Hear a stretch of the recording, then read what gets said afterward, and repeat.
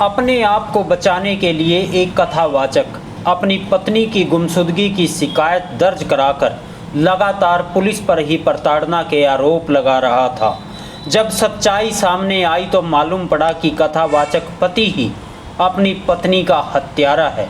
आखिर पुलिस ने नेहा हत्याकांड की गुत्थी सुलझा ली है और गांव खैरी निवासी कथावाचक प्रशांत कौशिक को उसकी पत्नी की हत्या करके लाश को ठिकाने लगाने के आरोप में वह उसका सहयोग करने वाले आरोपी संदीप कुमार निवासी सदरपुर घरौंडा को भी गिरफ्तार कर लिया है।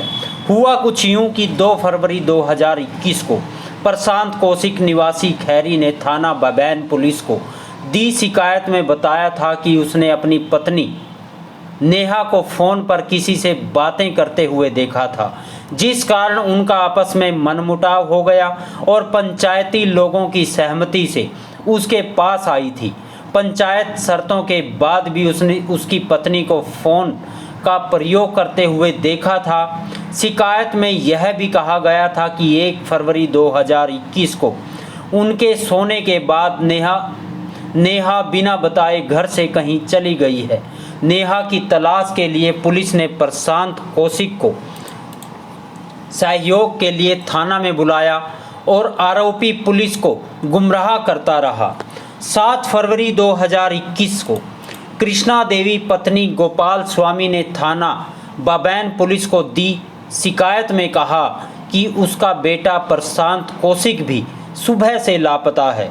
मामले की गंभीरता को देखते हुए अपराध शाखा के प्रभारी निरीक्षक जसपाल ढिल्लों को जांच सौंपी गई। जांच के दौरान पुलिस को शक हुआ। ऐसे में पुलिस ने आरोपी के सहयोगी संदीप के घर दबिश दी।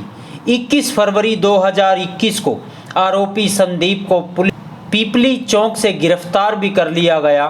संदीप ने पुलिस के सामने नेहा की गुमशुदगी बारे सारे राज उगल दिए। संदीप ने कहा कि नेहा की हत्या करके उसके शव को जलाकर कार की डिग्गी में डालकर उसकी लाश को मधुबन के पास नहर में गिरा दिया है।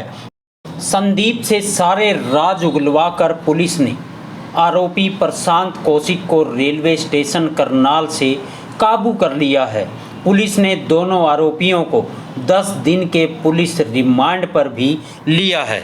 2021 को गांव खैरी के अंदर प्रशांत कौशिक नाम के व्यक्ति ने थाना बबैन में 346 का मुकदमा दर्ज किया था। उसने बताया था कि मेरी पत्नी रात को कहीं से घर से चली गई है। एफआईआर दर्ज करने के बाद पुलिस ने बबैन थाने की पुलिस ने उसकी तलाश शुरू की और जहाँ भी हमारी तलाश आसपास के डिस्ट्रिक्टों में हमने मैसेज दिया उसका। और 7 तारीख को पुलिस ने उसके पति जो लड़की उसकी पत्नी नेहा गई थी उसके पति प्रशांत को थाने में बुलाया और उससे भी पूछताछ की। तो उसके बाद वो भी घर से गायब हो गया और उसकी मदर प्रशांत की मदर ने भी अपने पति के गायब होने की एफआईआर दर्ज थाने बबैन में दर्ज करा दी। उसके बाद पुलिस ने बबैन थाने की पुलिस ने बड़ी गहराई से दोनों की तलाश की और जहां आसपास के डिस्ट्रिक्टों में यहाँ तक कि दिल्ली, रोहतक, सोनीपत हमने इसकी सूचना दी। सीआरओ की मदद से हमने काफ़ी तलाश किया लेकिन दोनों के बारे में कुछ नहीं पता चला। दिनांक 20 इसी महीने की 20 तारीख को इस मुकदमे की तफ्तीश एसपी साहब ने केस की गंभीरता को देखते हुए सीआईए 1 को इसकी इन्वेस्टिगेशन सौंप दी और सीआईए 1 में इंस्पेक्टर जसपाल जी ने तफ्तीश में मेहनत स्टार्ट की अपनी। और इसमें जो प्रशांत कौशिक था ये कथावाचक का काम करता है हरियाणा में, पंजाब में।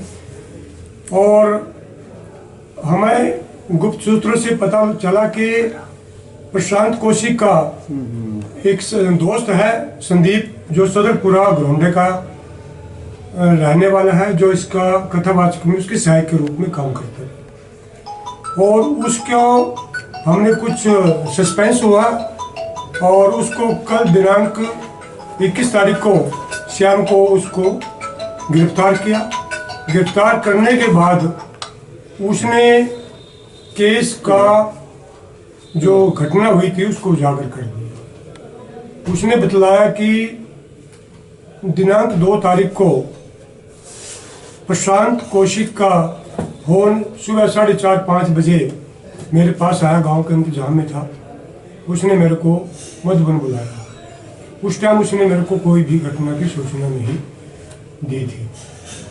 जैसे ही वो सुबह मोटरसाइकिल पे मधुबन आया, मधुबन आगे गाड़ी में प्रशांत कौशिक उसको नहर पे खड़ा हुआ मिला और खड़ा होने के बाद वो गाड़ी में उससे बातचीत करी। गाड़ी में उसने प्रशांत कौशिक ने उसको बतलाया कि 1 और 2 तारीख की रात को मैंने अपनी पत्नी की हत्या कर दी। हत्या करने के बाद मैंने उसको अपनी गाड़ी में लिए हुए हूँ और इसका मेरे को बताओ क्या करना है। मैं अब मेरे से हाँ एक गलती हुई है। तो उसने उसकी सहायता की और उस गाड़ी में से मधुबन से नॉर्थ साइड में उस डेड बॉडी को उससे उस सहायता की और गाड़ी में से डेड बॉडी को नहर के अंदर डलवा दिया। उसके बाद इसको संदीप से गहराई से पूछताछ की। पूछताछ करने के बाद आज सुबह करनाल से सुबह रेलवे स्टेशन से इंस्पेक्टर जसपाल ने प्रशांत को अरेस्ट किया। अरेस्ट करने के बाद उसको आज कोर्ट से दोनों को ही कोर्ट में पेश किया और 10 दिन का पुलिस हिरासत रिमांड लिया है। और अभी डेड बॉडी नहीं मिली है। डेड बॉडी की तलाश जारी है। गोताखोरों की इमदाद के लिए टीम बुला ली है और मौके पर जाके जितनी भी एविडेंस आएगी केस के अंदर उसके आधार पर आगे तफ्तीश अमल में लाई जाएगी। जैसे जैसे आगे कार्रवाई होगी उसके बारे में